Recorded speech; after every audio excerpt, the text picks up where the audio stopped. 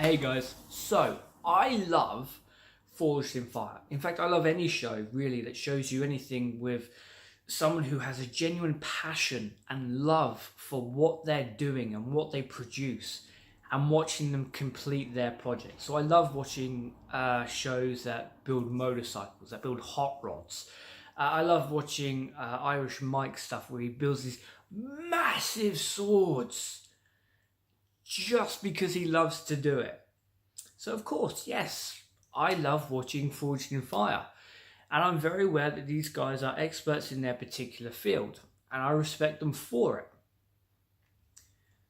That being said, I'm about to rip the show a new arsehole.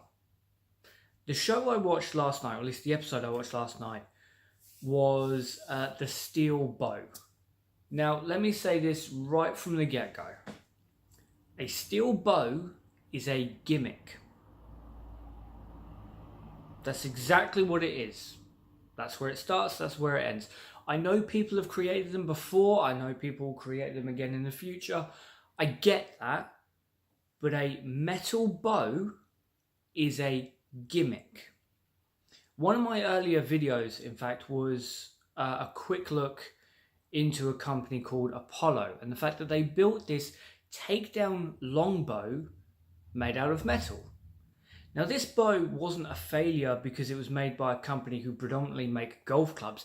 It was a failure because it was a metal bow. In fact, this bow was so dangerous and so prone to colossal failures that clubs across the UK said, no, you are not bringing that thing here.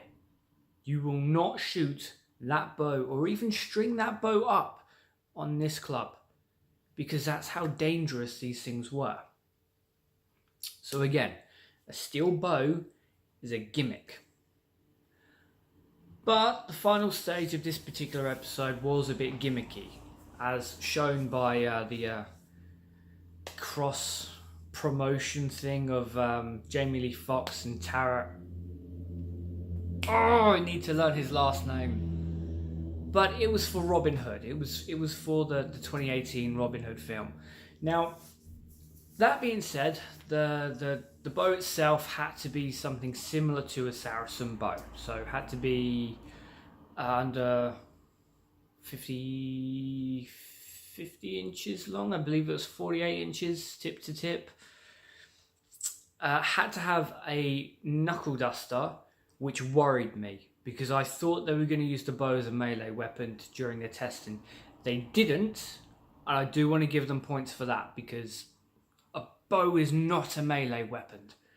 But that still had to be part of the thing, again, because of the whole cross-platform and promotion deal. Okay. So the two contestants that are building the bow, they go back to the home forges, which is normally the bit that I really love the most. I love seeing them essentially making the same thing, but with their own individual flares and their own individual environments after seeing what they've done in the forge that the show sets up. And this is where it has to kind of go part speculation and part really is that editing and so on and so forth, because at no point during their stages at home did they discuss how strong those bows would be. Did they discuss balancing those limbs? The bow had to be a takedown bow, but it wasn't said how strong. It wasn't really given any kind of testing with them explaining how they'll get to the strengths or how well balanced these bows will be. It was just them forging the shapes and putting it together, which kind of a letdown, and honestly it gives the illusion that building a bow is a lot easier than it actually is. But they build it and they bring it back to testing. Now, this bow underwent 3 tests. The first one was to see how the bow feels. So they had this set up, they were shooting, they had to build 3 arrows, and they were going to shoot target with each arrow just to see how the bow actually feels. Big round target, there was an apple there, I'm assuming in reference to William Tell, even though that was a crossbow incident and not an archery incident. A very common mistake, but let it go. That particular test was to see how the bow feels. Now, before he did this, he unstrung the bow to see how easy that would be. And this is where I realized that these bows are incredibly weak. Because while it didn't show him stepping through and unstringing or using a D-string or anything like that, when the bow was unstrung, it looked exactly the same as when it was strung up, which is not a good thing, and of course makes the bow very weak because you need the limbs to move. But okay, we'll skip past that. On to the part where it's made very, very clear that these judges, who are experts in their own fields and in their own rights, but these judges are not legitimate archers. First test, not to see if you can hit the target, not to see if you can destroy the apple or anything else, it's to see how the bow feels. A legitimate archer would have ripped those bows apart. Because, okay, low grip. Are those bows low grip? How do they feel unstrung? How do they feel strung up? What kind of pressure do you need to get? Are they ambidextrous? The second bow wasn't. The second bow had a shelf. So if any of those judges had been a left-handed shooter, it would have screwed them over. But they were all right-handed shooters, so, you know, fortune favoured. But again, this is where bringing on an archery expert, a legitimate archer, would have paid off massively, because the bow feels different here to when it's strung up, and the bow feels different when it's drawn back. It also depends on hand shock. It's not just how the bow feels in the hand, it's how the bow feels when you're shooting. How much feedback are you getting? Is it an aggressive bow? The Oneida is an incredibly smooth bow. You feel very organic and part of it. This bow is a very punchy and exciting bow. It wants to get rid of those arrows as quick as possible. It loves to force you into just having fun with archery, where the Oneida takes it a little more seriously. The Timber Creek Cottonmouth is an incredibly critical bow, and if you do something wrong, that bow will kick your ass and let you know you've done fucked up. None of that was conveyed by the judge. So, how did it feel? Felt good, felt light. That one felt a little bit heavy. That's not really good enough, is it? Okay. The second test. Wow. Okay. The second test was the kill test. That was done by Doug, the martial arts expert.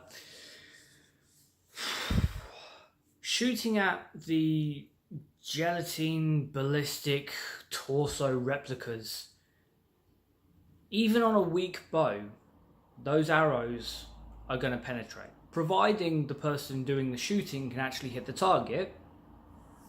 Not going to insult the man for not being able to hit all 6 arrows, but if you can hit the target, you're fine. Even on a weak bow, a bow is still not something to take the piss out of. It's not something to get careless with, and it's not something you shoot your mates with. Unless it's tag archery. But a real bow with these arrows, no. I'm sorry, but that was the easiest pass possible. Even when it goes in that far, it would have gone in. And the fact that it hit an artery, well, that's really just pot luck and good shot. But even if it hadn't, we're going back down to the Crusades time, where arrows were kept in a bag or in a battlefield in the dirt. Well, if that arrow breaks your skin, you will die. Not there and then, but you will get an infection and that will kill you. So yeah, these very weak bows will kill. That is nothing shocking because the targets weren't armoured. Okay, test 3. Test 3 was more about the arrows. They had to build these bows and they had to build 3 arrows to go with them. And to test these arrows, they had a piss poor armoured mannequin with a ceramic plate underneath one of the chest pieces. And again, that test was not to see what the bow and arrow could do to those targets, but to see what those targets would do to the arrows. A pretty good test for fletching, I think. But here's the thing. I can file this down into a point. And I can shoot it from a strong bow. Like the Oneida. And it would smash through the ceramic plate.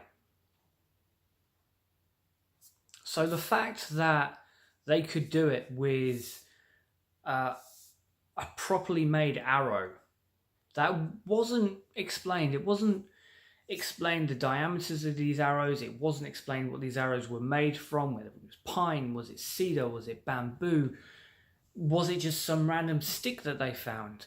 Did they buy darrels? Did they buy the shafts separately? Did they actually make these arrows themselves? And did they fletch them themselves?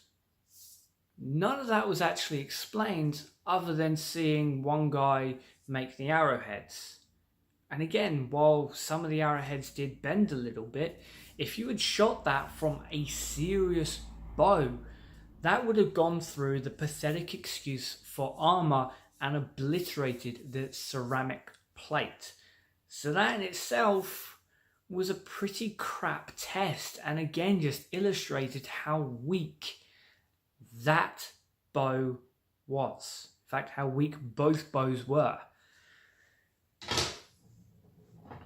The point of this isn't to badmouth a show that I do genuinely enjoy. It's to drive home the fact that a metal bow is a gimmick.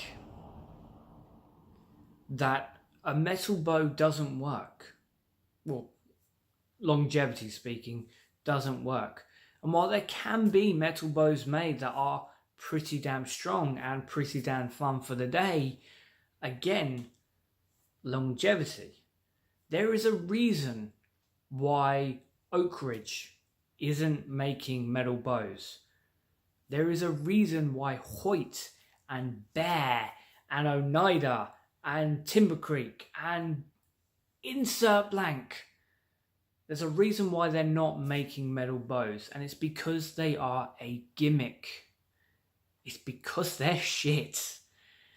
You can even have a PVC bow, and that will be better than a metal bow. Again, I love the show, but they didn't have a legitimate archer on to shoot these things. And I think the reason is because a legitimate archer would have ripped them apart from top to tail. And on that happy note, I'm going to go have a cup of tea.